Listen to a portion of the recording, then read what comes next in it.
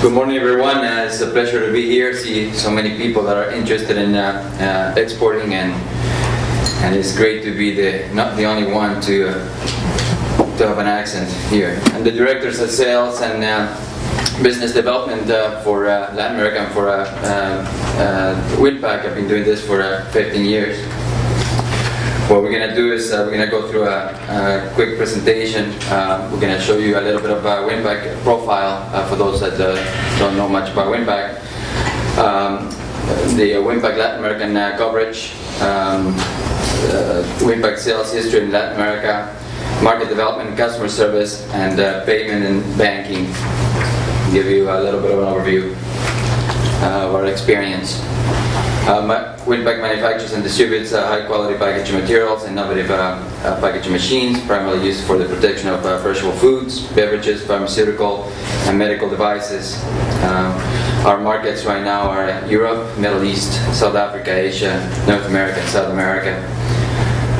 We have 9 production facilities here in North America with 1,700 people.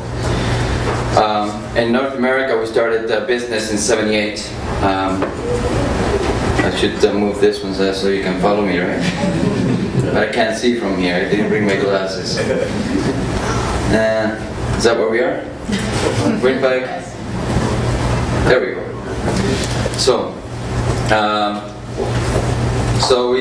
we started businesses here in North America in '78.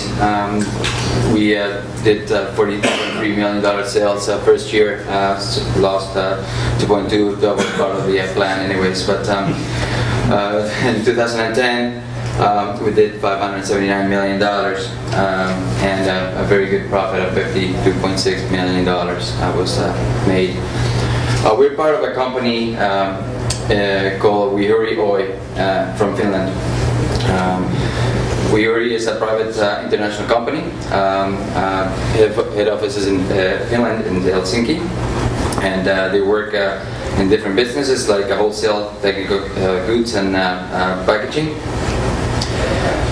And worldwide, our sales are $1.8 billion.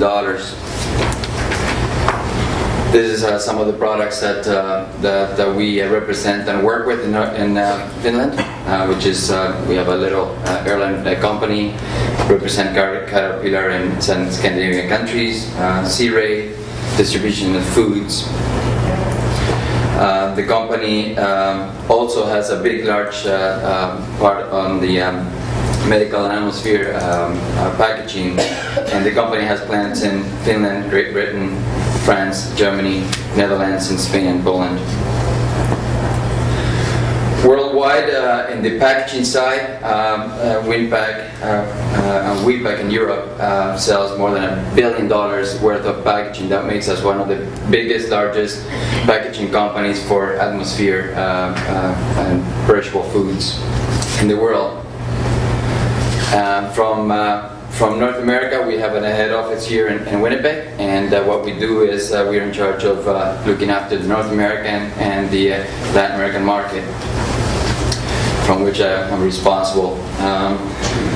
Winpak division is here in Winnipeg. This is one of our plants. That's where we do all our products, mainly that we sell to Latin America. Most of what we sell in Latin America is from this division. We do products like, let's see, is this working? There we go.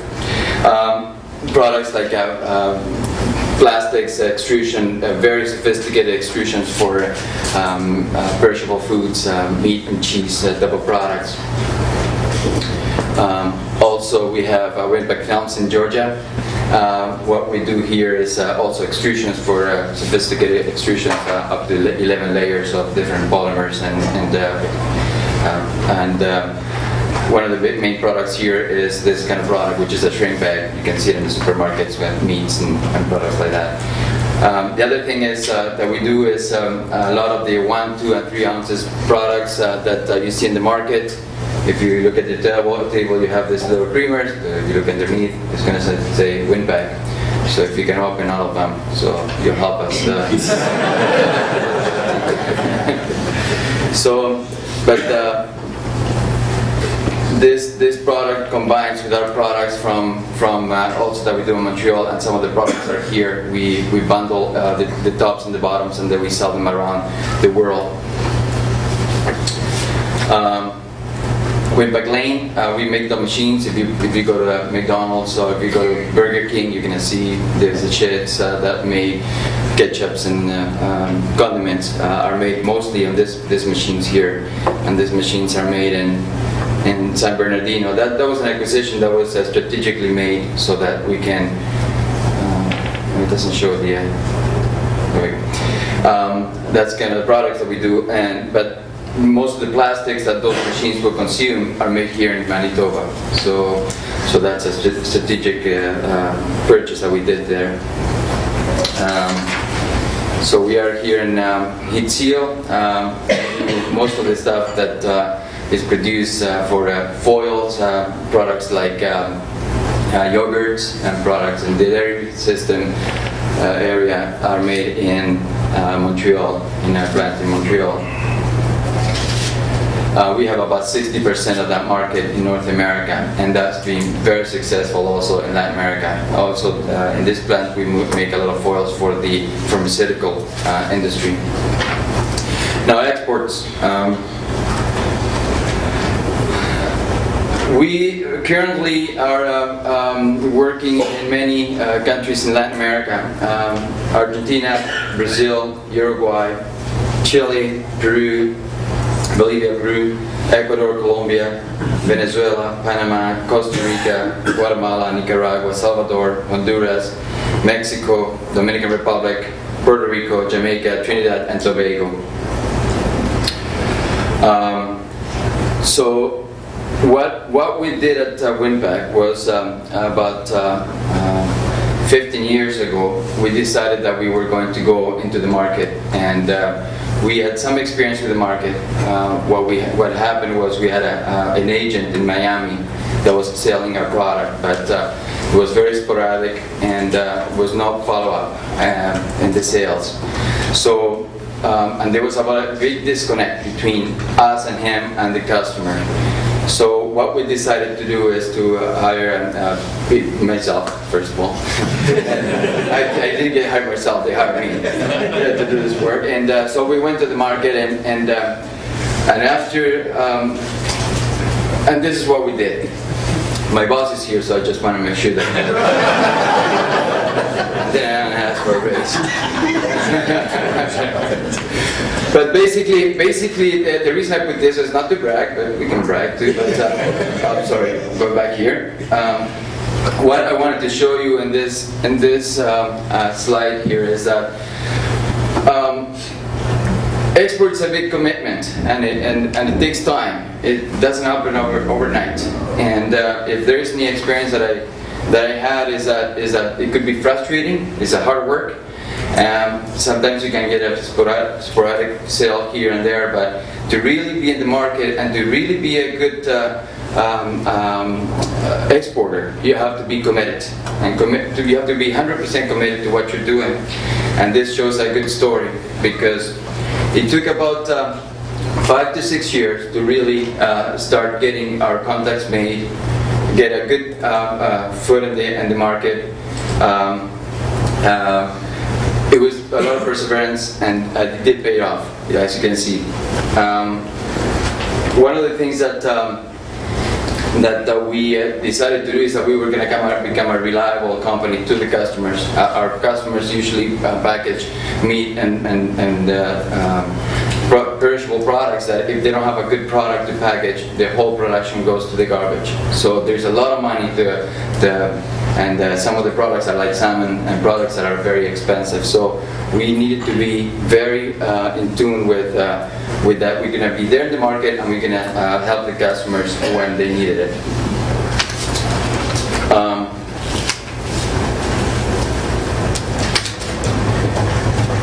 Market development. We went to the market. We took a couple of years to work in the market and see what the market can tell us. And many of the presentations were talking about that. Is learn about the market, establish who the competition are, where are they, what are they doing, We found that some of the competition, some of our competition was American.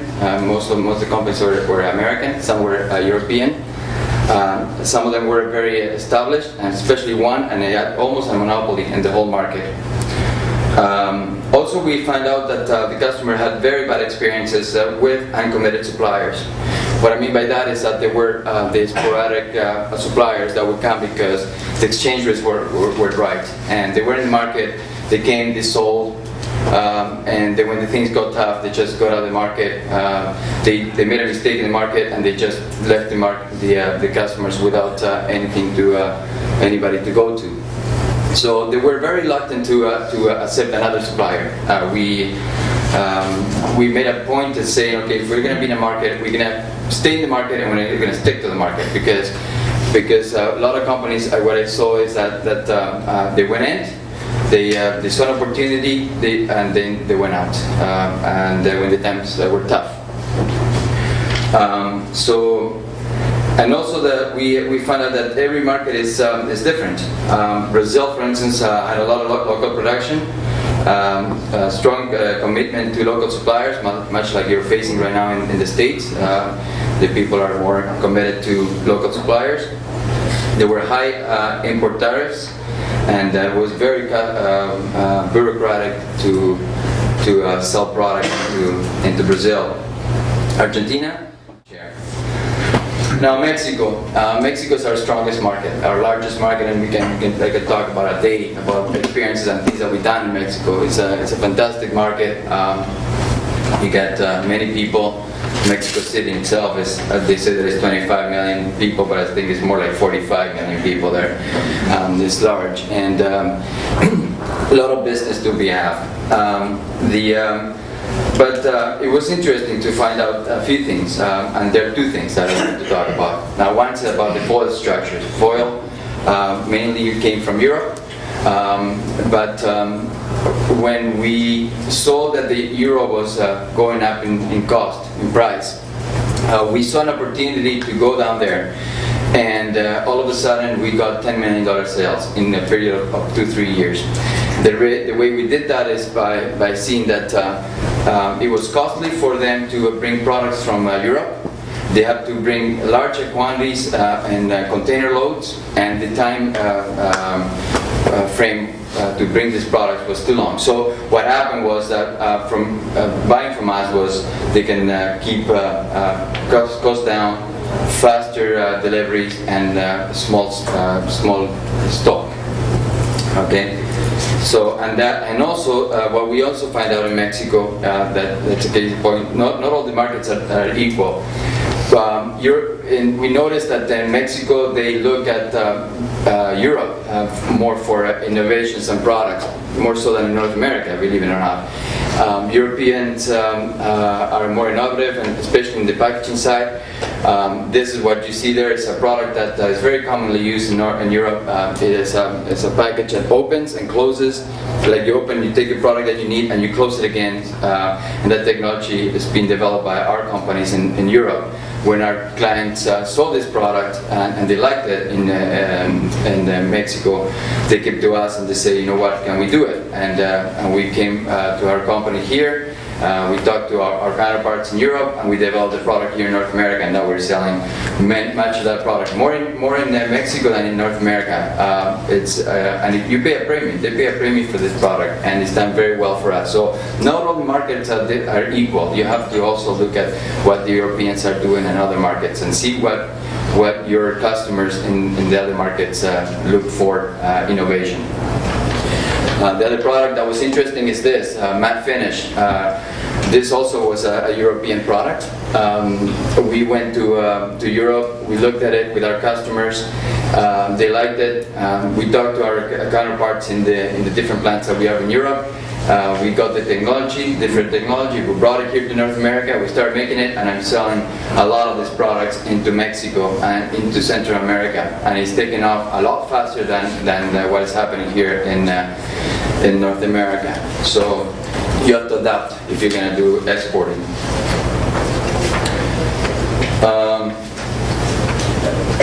How much time do I? So If you give me 2 more minutes, is that okay?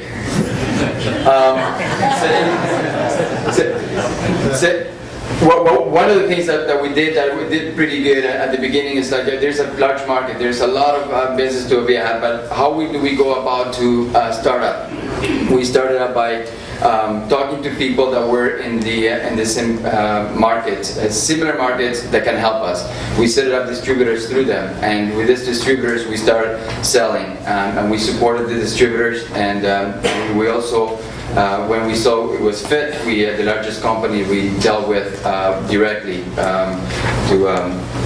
for better margin, of course.